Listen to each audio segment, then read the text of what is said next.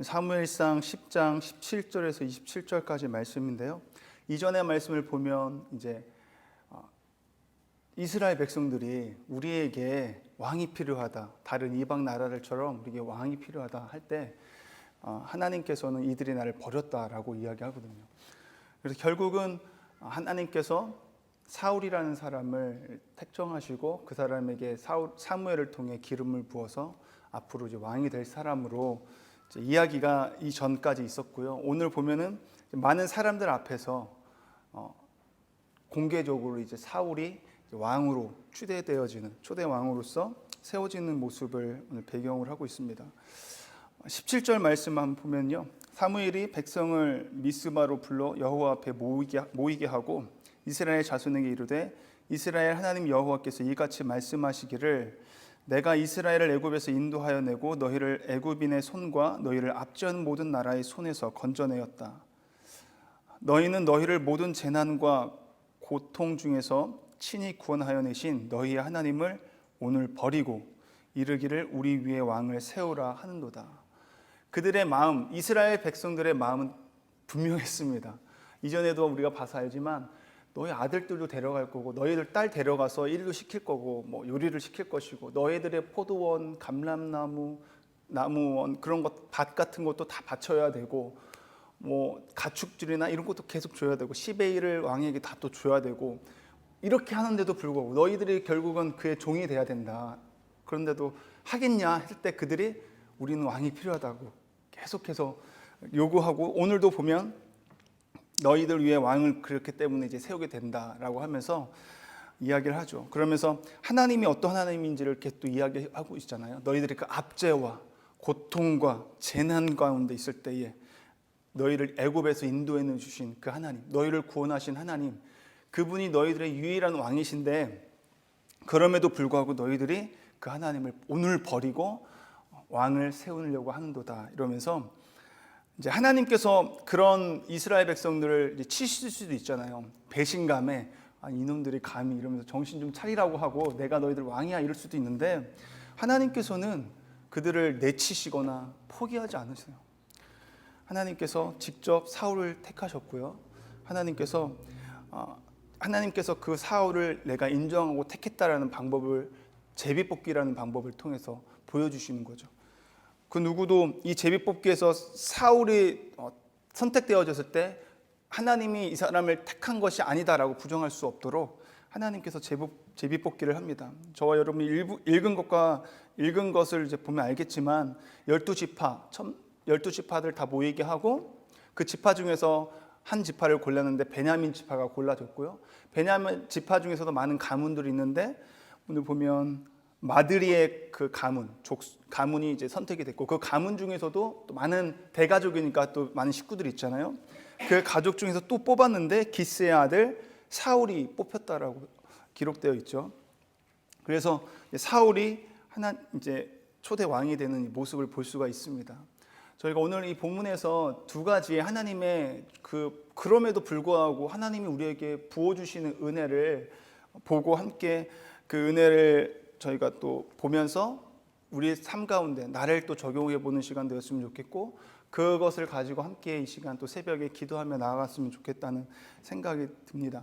첫 번째는 아까 전에도 제가 이야기했지만 하나님께서 자신을 버린 이스라엘 백성들을 치실 수 있었지만 그럼에도 불구하고 하나님은 그들을 포기하지 않고 끝까지 긍휼한 마음으로 직접 사울을 그들에게 왕으로서 지명해 주는 것을 볼 수가 있습니다.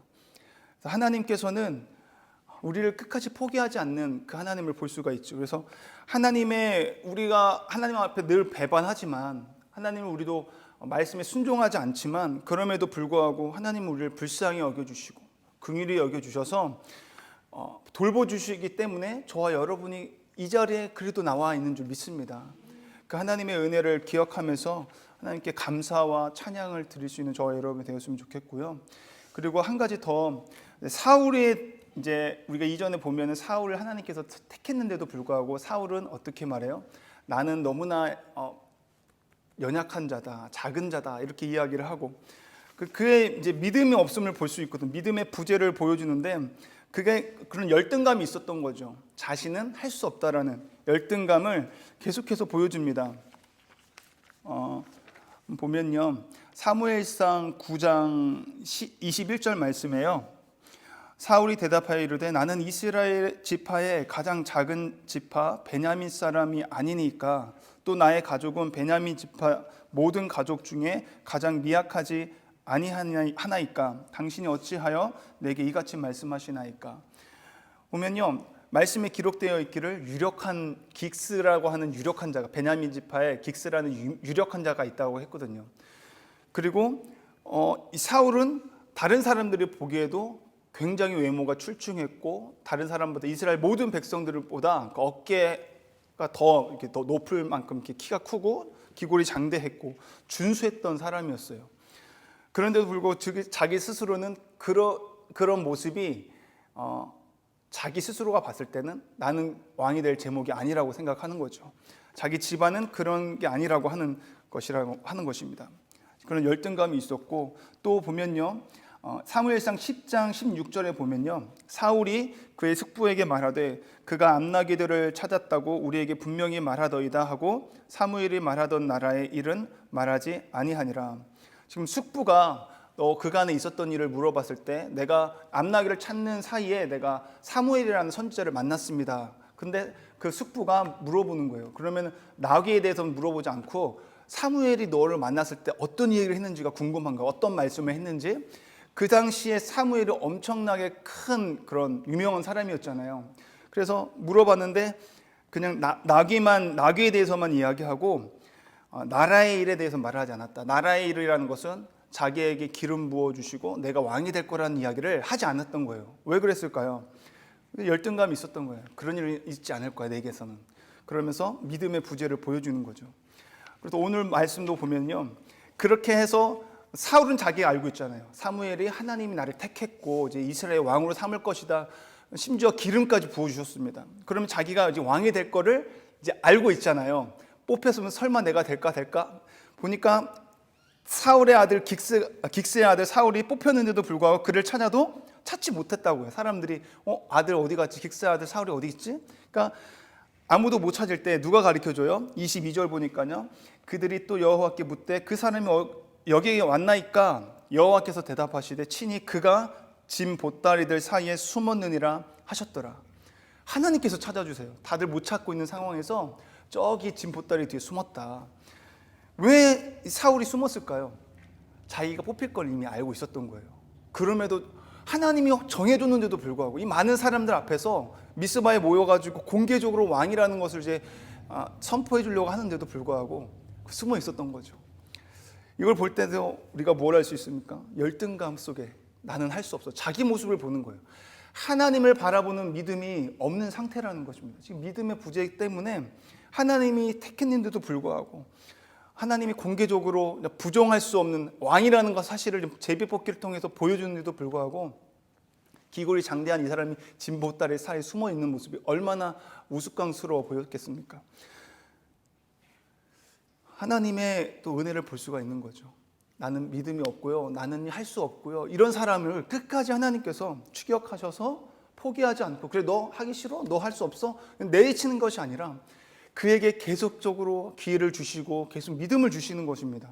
내가 누구인가에 초점을 맞추었던 사울, 내가 무엇을 할 수 있겠어? 라고 하는 자기 자신의 무능력한 자기 자신을 보는 그 초점에서 하나님께서는 나를 바라보라고, 지금까지 내가 이렇게까지 하고 내가 징조도 보여주고 했던 모든 것, 지금 제비뽑기를 통해서 네가 뽑힌 걸 그를 통해서 네가 숨어있는 그 순간에도 내가 널 찾아냈고 너를 내가 세운다, 내가 할 것이다 라는 것을, 왕이 되었을 때 자기 멋대로 하는 것이 아니라 이스라엘 신명기의 말씀을 보면 너희가 왕을 만약에 세우게 되었을 때 그 왕은 하나님의 말씀에 순종하면서 하나님의 뜻대로 통치하고 다스려야 된다라고 말씀이 있거든요. 네가 왕으로 세워졌을 때 네 힘, 너의 능력, 너의 모습으로 나가는 것이 아니라 너는 나를 바라보고 내가 하는 말에 순종하며 나가면 된다라는 것이죠. 서서히 이런 하나님의 끝까지 포기하지 않는 그 믿음에 하나님께 초점을 맞추기 위해서 하나님 계속 하는 모든 과정이 얼마나 놀랍고 큰 은혜인지 모릅니다. 그래서 하나님에게 초점을 맞추고 하나님을 바라볼 수 있는 믿음에까지 이르도록 하나님께서 이렇게 이끌어가는 거죠. 저와 여러분도 믿음이 분량이 어느 정도 되십니까? 나는 정말 믿음이 없고 나는 연약하고 내 환경이나 주변이나 여러 가지 봤을 때 난 아무것도 할 수 없는, 경제적으로나 능력으로나 뭘 봐도 난 할 수 없다라는 생각을 하고 계십니까? 그렇지 않습니다.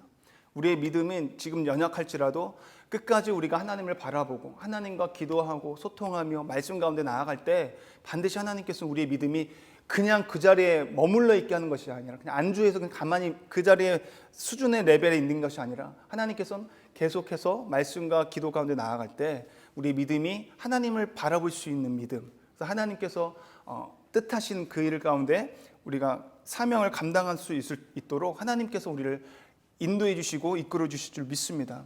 오늘 이 사울처럼 말이죠. 그래서 오늘 보니까요, 25절 말씀에 사무엘이 나라의 제도를 백성에게 말하고 책에 기록하여 여호와 앞에 두고 모든 백성을 각기 집으로 보내매 사울도 기브와 자기 집으로 갈 때에 마음이 하나님께 감동된 유력한 자들과 함께 갔느니라. 그래서 하나님께 감동된 유력한 자라는 것은 문자적으로 다시 한번 해석하면요, 하나님께서 그들의 마음에 손을 대신 힘 있는 자들, 하나님이 함께하는 자들이 이제 사울과 또 함께 가는 거예요. 사울 혼자 있는 것이 아니라 하나님이 그와 함께할 뿐만이 아니라 그에게 함께 그 왕으로서 이 이스라엘을 통치할 때에 그의 능력이나 혼자 하는 것이 아니라 하나님께서 붙여주신 유력한 자가 있다는 거예요. 하나님께 감동된, 그 도울 수 있는 자, 함께 같이 사명을 감당해줄, 도와줄 사람들이 있었다라는 거죠. 근데 27절 말씀 보니까요, 그런 사람들만 있는 것뿐만이 아니라 어떤 불량배는 이르되 이 사람이 어떻게 우리를 구원하겠느냐 하고 멸시하며 예물을 바치지 아니하였으나 그는 잠잠하였더라. 예전에 사울이었으면요, 막 그것 때문에 그럼 그렇지, 나는 내 말을 따를 사람이 없지 이러면서 낙심할 수도 있는데 그렇지 않고 그냥 잠잠했다고 하고 있습니다. 거기에 대해서 화낼 수도 있는데 그것도 아니고 낙담한 것도 아니고 그냥 하나님만 전적으로 바라보면서 잠잠하게 그냥 간 거였어요. 지금 이 모습은 하나님께서 그에게 믿음을 이제 계속 주시고 믿음의 레벨을 계속 높여주는 그런 은혜가 있는 거잖아요. 지금 이 상황 너무나 좋은 상황이죠. 근데 저 여러분이 잘 알고 있듯이 이 모습과 대조적인 모습이 나오잖아요. 나중에 반대하며 막 역적으로서 다윗이 막 사울을 막 눌러내리려고 했던, 막 모함하거나 그러지 않았잖아요. 사울을 잘 따르고 왕으로 잘 섬겼던 그 다윗에게 시기감과 그때 또 열등감, 또 막 믿음이 없어지니까 열등감이 생겨서 그 다윗을 죽이려고 하잖아요. 지금의 모습과 얼마나 대조적인 모습입니까? 지금은 자기를 반대하는 자들, 불량한 자들이 자기를 반대하는 세력들이 있는데도 불구하고 그들을 향해서 죽이거나 뭐 그러지 않았잖아요. 잠잠했다고 하잖아요. 근데 그가 시간이 가면 갈수록 앞으로 우리가 보면 알겠지만 그의 믿음이 더 견고해져야 되는데 그러지 않고 교만해짐으로 말미암아 하나님을 바라보지 않고 자신의 그 교만한 모습, 그걸 바라봄으로 인해서 하나님께 버림을 또 받게 되는 이제 이유가 최후를 맞게 되는데요. 적어도 오늘 말씀에서는 이 사울의 믿음이 점점 자라갈 수 있도록 하나님이 부어주신 은혜가 있었다라는 거죠. 저와 여러분이 오늘 이 말씀을 통해서 붙잡고 싶은 건 두 가지입니다. 하나님은 저와 여러분이 하나님을 배반하고 하나님이 기뻐하는 일을 하지 못하는 그 순간에도 불구하고 하나님께서는 우리를 긍휼히 여겨주시고 불쌍히 여겨주셔서 지금 이 자리까지 우리를 하나님의 돌보심 덕분에 있게 하신 은혜를 기억했으면 좋겠고요.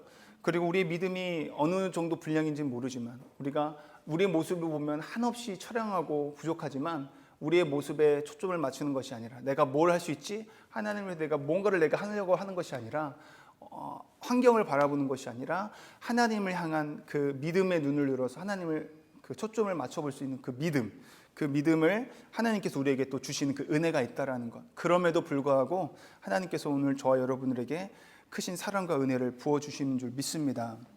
어제도 청년들이 그런 얘기를 하더라고요. 같이 셀 모임을 하는데 한 주 동안 큐티 다 잘했죠? 그러니까 아무도 대답을 안 하고 서로 땅만 쳐다보고, 근데 또 감사한 것은 그럼에도 불구하고 다시 한번 우리 말씀 가운데 들어가자. 말씀이 생명이고 우리 주님만이 우리 소망이다. 말씀 봐야 산다. 우리의 영혼을 돌아볼 수 있는 거울은 말씀밖에 없다. 예수님이 말씀이다. 예수님과 동행하자. 이렇게 독려하고 나가니까 다시 눈빛이 다시 초롱초롱해지면서 다시 기도 제목을 나누는데, 다들 어떤 자신의 문제를 위해서, 자신의 성공을 위해서, 학업을 위해서, 자기 건강을 위해서 기도 제목을 내놓을 수도 있는데, 다들 한결같이 거의 한 80%가 말씀을 회복하기를 원합니다. 한 일주일 동안 큐티를 하기를 원합니다. 그 기도 제목을 놓고 기도해달라고 하는 모습을 봤어요. 포기하지 않는 하나님. 지금 우리가 이 순간이 중요한 점 있습니다. 과거를 바라봤을 때는 소망이 없지만, 내가 지금 이 자리에서 하나님 앞에 하나님이 날 포기하지 않는 그 사랑과 은혜를 기억하면서 우리가 흔들렸던 믿음의 모습이 있다면 다시금 회복되는 시간, 기도하며 나아갈 수 있는 시간 되었으면 좋겠습니다. 기도하시겠습니다.